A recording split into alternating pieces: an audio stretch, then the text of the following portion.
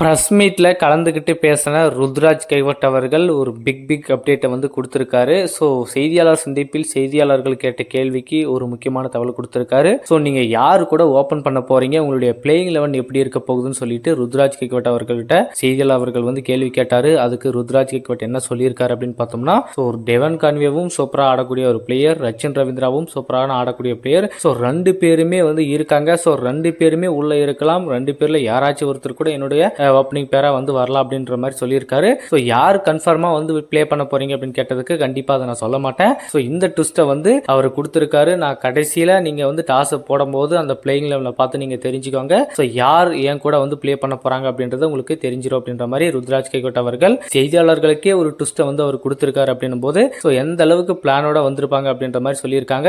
இன்னொரு விஷயம் என்னன்னு பார்த்தீங்கன்னா, ருத்ராஜ் கைகோட் வந்து அவங்களோட ஓப்பன் பண்ண போற ரச்சின் ரவீந்திரம் ஆகட்டும், டெவன் கன்வி ஆகட்டும், அதுக்கு பின்னாடி பார்த்தீங்கன்னா ராகுல் திரிபாதி முக்கியமான 3 லெஜெண்டரி பேட்ஸ்மேன் இருக்காங்க அப்படின்ற பட்சத்தில் யாரை உள்ள கொண்டு வரலாம் அப்படின்ற மாதிரி மிகப்பெரிய ஒரு தலைவலியில் இருப்பதாகவும் ருத்ராஜ் கைவிட் அவர்கள் சொல்லியிருக்காரு. ஏன்னா எல்லா தரமான பேட்ஸ்மேன்களும் சிஎஸ்கே அணியில் இருக்காங்க. அப்படி இருக்கும்போது யாருக்கு சான்ஸ் கொடுக்கலாம், யாரை வெளியே உட்கார வைக்கலாம் அப்படின்ற மாதிரி அவருக்கு கண்டிப்பா இதுல ஒரு மிகப்பெரிய ஒரு சிக்கல் இருக்கும். பட் நேத்து கிளியரா சொல்லியிருக்காரு, கிளவரா இருக்காரு. 3 பேருமே உள்ள இருக்கிறதுக்கான வாய்ப்புகள் இருக்கு. 3 பேருமே வெளியே உட்காரத்துக்கான வாய்ப்புகளும் இருக்கு.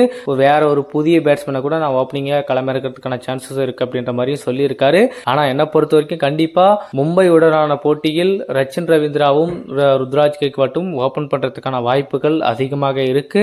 ஒருவேளை டெவன் கான்வி அவர்களை வந்து 1-1 பொசிஷன்ல கொண்டு வரதுக்கான சான்சஸ் இருக்கு. கண்டிப்பா ராகுல் திரிபாதி தான் அந்த இடத்துல வந்து ஆட போறார் அப்படின்றது கிளியரா வந்து முன்னாடி இன்ஃபார்ம் பண்ணாங்க. பட் இருந்தாலுமே இப்போ அவர் வந்து செய்தியாளர் சந்திப்பில் பேசியதை பொழுது அவர் வந்து கண்டிப்பா மேட்சுக்கு முன்னாடி ஒரு ட்விஸ்ட் வச்சிருக்காரு அப்படின்ற பட்சத்தில் ஸோ இன்னைக்கு நடக்கக்கூடிய மும்பை வர்சஸ் சென்னை போட்டியில கண்டிப்பா நிறைய ஒரு ட்விஸ்ட் வந்து நம்ம எதிர்பார்க்கலாம் அப்படின்ற மாதிரி நினைக்கிறேன். கண்டிப்பா டோட்டலி பிளேயிங் லெவல்ல நிறைய சேஞ்சஸ் வந்து இருக்க போகுது அப்படின்றது கிளியரா தெரிஞ்சு போச்சு. ஸோ அதனால தான் ருத்ராஜ் கைக்வாட் அவர்கள் வந்து இப்படி ஒரு ட்விஸ்ட்டை வந்து நமக்கு கொடுத்திருக்காரு. ஸோ எல்லாருமே அவரோட எதிர்பார்த்த சென்னை மும்பை போட்டி சென்னை மைதானத்தில் இன்னைக்கு 7:30 மணிக்கு தொடங்க போகுது. ஸோ இதுக்காக தான் நம்ம வந்து காத்துக்கிட்டு இருந்தோம். ஸோ இந்த நிகழ்ச்சியோட நம்முடைய கேப்டன் ருத்ராஜ் கைக்வாட் அவர்களும் ட்விஸ்ட் மேல ட்விஸ்ட் வச்சிருக்காரு.